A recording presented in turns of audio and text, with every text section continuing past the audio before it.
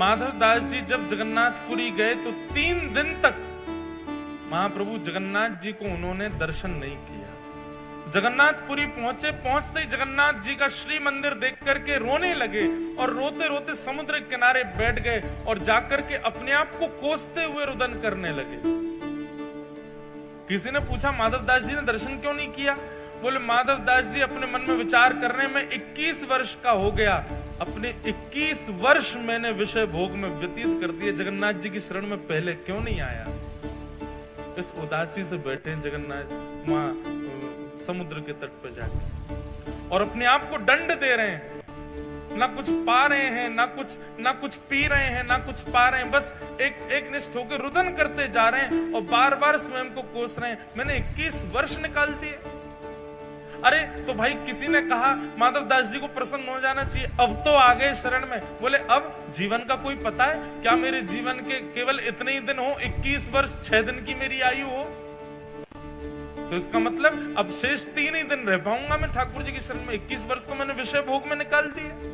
इस बात से परेशान होकर रोने लगे। अच्छा, माधव दास जी ने कोई 3 दिन का नियम नहीं लिया था। माधव दास जी तो मृत्यु पर्यंत अनशन पर बैठ गए समुद्र के तट पर जाके कि मैंने अपना जीवन व्यर्थ कर दिया, ठाकुर जी की शरण में पहले नहीं आया। 3 दिन बाद महाप्रभु जगन्नाथ जी ब्रह्मवेदी पर बैठे हैं, महाप्रसाद सामने रखा है, लक्ष्मी मैया हाथ जोड़ करके खड़ी हैं, ठाकुर जी से कह रही हैं नाथ भोग आरोग। जगन्नाथ प्रभु कह रहे हैं देवी इच्छा नहीं हो रही। क्यों? आप तो जगन्नाथ हो, आप तो प्रसाद देखते ही महाराज हाथ लंबे कर लेते हो, दूर दूर से पाने लग जाते हो, और आज आपको इच्छा नहीं हो रही, क्या बात है? महाप्रभु जी कहते हैं एक मेरा भक्त सब छोड़ के आ गया, सब त्याग करके आया, त्याग करके मेरे शरण में आया है, लेकिन इस बात की ग्लानि में बैठा है कि इतने वर्ष मैंने क्यों संसार में विषय भोग भोगे, और वो भूखा प्यासा 3 दिन से पुरी में समुद्र के तट पर बैठा है। मुझे उसकी याद आ रही है, मुझे भूख नहीं लग रही है, तुम कुछ करो, उसके पास प्रसाद भिजवाओ, वो पाएगा तब मैं प्रसन्न होऊंगा।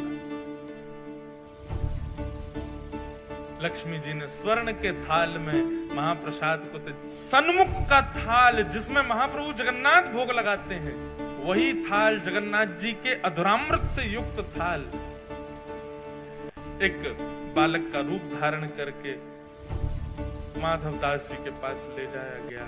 माधव दास जी के पास रख करके कहा, बोले कि आप ही माधव दास हैं? स्वर सुनकर के बोले हाँ जी मैं ही हूं। बोले श्री ठाकुर जी ने आपके लिए प्रसाद भेजा है मंदिर से, पा लीजिए। माधव दास जी तो महाराज प्रसाद देखने में व्यस्त हो गए, बालक अंतर ध्यान हो गया, प्रसाद देख करके इतने प्रसन्न हो गए, बोले ठाकुर जी ने प्रसाद भेजा, तुरंत प्रसाद पा लिया। प्रातः काल होते ही मंदिर में थाल नहीं मिला, सब जगह हाहाकार मच गई, पुजारियों पर प्रश्न चिन्ह उठाने लगे। गजपति महाराज ने पुजारियों को खड़ा किया, थाल कहां गया ठाकुर जी का? सब बोले हमने तो भीतर ही पधराया, पता नहीं कहां गया। ठाकुर जी ने गजपति राजा को स्वप्न आदेश दिया, बोले चिंता नहीं करो, समुद्र के तट पर माधव दास नाम के भक्त हैं, उनके पास ही वो थाल मैंने ही भिजवाया था, क्योंकि वो 3 दिन से अनशन पर बैठे थे। ये खबर सुनते ही सब पुजारियों सहित गजपति राजा गए और समुद्र तट पर देखा माधव दास जी बैठे प्रसन्न मुद्रा में, स्वर्ण का थाल रखा है, प्रसाद पा चुके। सब ने जाके दंडवत किया और कहा महाराज आप दर्शन के लिए चलो। समस्त पुजारी और गजपति राजा माधव दास जी को लेकर के मंदिर में जैसे ही गए, मंदिर में माधव दास जी के प्रवेश करते ही ब्रह्मवेदी पर बैठे श्री जगन्नाथ झूमने लगे, ऐसे आनंदित होने लगे माधव दास को देख। ठाकुर जी झूमने लगे माधव दास को देख, और जैसे ही झूमने लगे सब पंडा पुजारी जय जयकार करने लगे, हरि हरि बोलो, हरि हरि बोलो। महाप्रभु प्रसन्न हो गए माधव दास को देख करके। माधव दास जी ने प्रथम दर्शन किया श्री जगन्नाथ जी का। काशी के एक विद्वान उस सब जगह लोगों को हराते रहते थे अपनी विद्वत्ता से। उनको किसी ने कहा, बोले कि हम तुमको विद्वान तब मानेंगे कि तुम जगन्नाथपुरी जाकर के माधव दास को हरा के आओ। और उनसे पत्र लिखवा करके उस पर हस्ताक्षर करवा के आओ कि तुम हारे वो या तुम जीते वो हारे, तो हम मानेंगे कि तुम विद्वान हो। माधवदास जी को हराना सामान्य बात नहीं है, बहुत विद्वान है। लेकिन विद्वत्ता के साथ साथ माधवदास जी में ऐसी भक्ति थी कि अपनी विद्वत्ता के गुण को छुपा के रखते थे। उनके रूप, रंग, चाल, ढाल, वस्त्रों को देख के कोई कह ही नहीं सकता था कि ये विद्वान है। तो वो काशी के विद्वान आए, पूछते पाछते पहुंच गए माधवदास जी के पास। माधवदास जी ने जैसे ही देखा काशी से ब्राह्मण विद्वान आए, उनका स्वागत किया, सब सुंदर उनका सम्मान किया। माधवदास जी बोले, आपका आगमन कैसे हुआ? बोले, हम तुमसे शास्त्रार्थ करने आए हैं, और शास्त्रार्थ में तुम जब हमसे हार जाओगे, पहले ही मान चुके हैं कि माधवदास हारेगा। बोले, शास्त्रार्थ में तुम जब हमसे हार जाओगे तो तुम एक पत्र पर ये लिखोगे कि हम तुम्हारे पास आए, तुम हमसे हार गए, और आज के बाद हम जब भी जगन्नाथपुरी आएंगे तुम हमारे शिष्य बनकर के हमारी सेवा करोगे, भोजन कराओगे, हमें सोने की व्यवस्था करोगे, और नीचे अपना हस्ताक्षर कर देना। और अगर मैं हार गया, वैसे मैं हारूंगा नहीं, लेकिन मैं हार गया तो मैं भी तुम्हें लिख के दे दूंगा, जब भी तुम काशी आओगे तुम्हारी सब सेवा मैं करूंगा। माधवदास जी बोले, शास्त्रार्थ करने की आवश्यकता क्यों है? मुझे सेवा प्राप्त होगी। आप बार बार जगन्नाथपुरी आकर के मेरे घर की प्रसादी पाएंगे, मुझे सेवा का अवसर देंगे, इसके लिए शास्त्रार्थ की आवश्यकता क्या है? लाइए पत्र दीजिए, मैं लिख देता हूं कि मैं हार गया, आप जीत गए, और हस्ताक्षर कर देता हूं।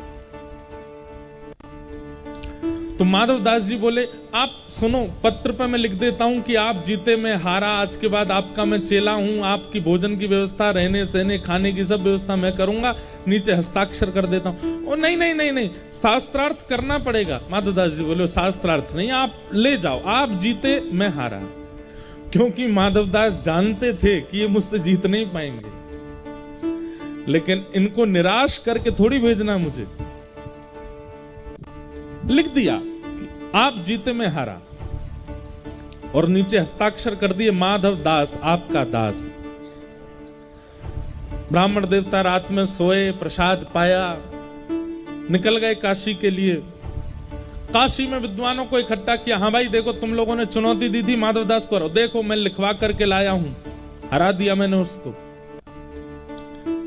एक उनमें से श्रेष्ठ था, बोले दिखाओ पत्र दिखाओ। माधवदास को हराना सामान्य बात नहीं, बहुत विद्वान है वो बात अलग है। उसके चाल ढाल रूप रहनी से पता नहीं चलता कि वो विद्वान है, क्योंकि उसके अंदर भक्ति का स्वरूप ज्यादा है। अरे लीजिए पढ़िए पत्र, उसने खुद लिखा है। पत्र खोल करके सभा के मध्य पढ़ना शुरू किया।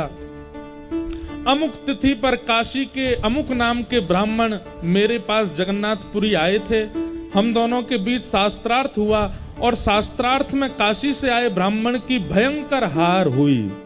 माधवदास जीत गए। पत्र में उल्टा लिखा था। वो ब्राह्मण जो था खड़ा हो गया, ये क्या पढ़ रहे हो? ये नहीं लिखा उसने लिखा है कि वो हारा मैं जीता। बोले देखो तुम खुद पढ़ो क्या लिखा है। उसने पढ़ा, माधवदास जीते और इनकी घनघोर हार हुई। बोले उसने तो मेरे सामने लिखा था, मैंने एक एक शब्द अपनी आंखों से देखा था, उसने लिखा था कि वो हारा है, मैं जीता हूं।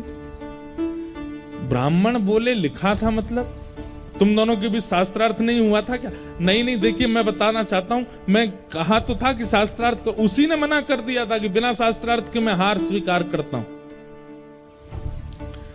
सब ब्राह्मणों में हंसी हो गई। बोले कि भैया तुम हार के आए हो, स्पष्ट लिखा है। ब्राह्मण दोबारा दौड़े जगन्नाथपुरी के लिए। माधवदास के पास पहुंचे। ए माधवदास तुझे देख लूंगा मैं, क्या लिखा था इन्हें पत्र में? पत्र माधवदास जी ने बोले लिखी तो मेरी है और लेखनी भी मेरी है, शब्द भी मेरे जैसे ही है, पर मेरे नहीं है, ये मैंने नहीं लिखा, मैंने तो हार लिखी थी अपनी, इसमें कैसे जीत गया मैं?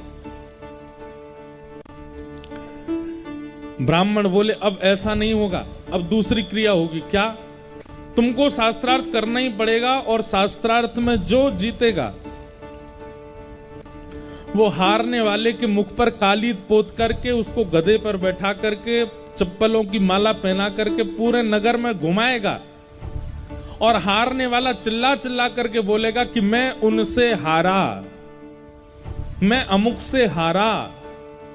सबको पता चलना चाहिए कि तुम हारे, मैं जीता।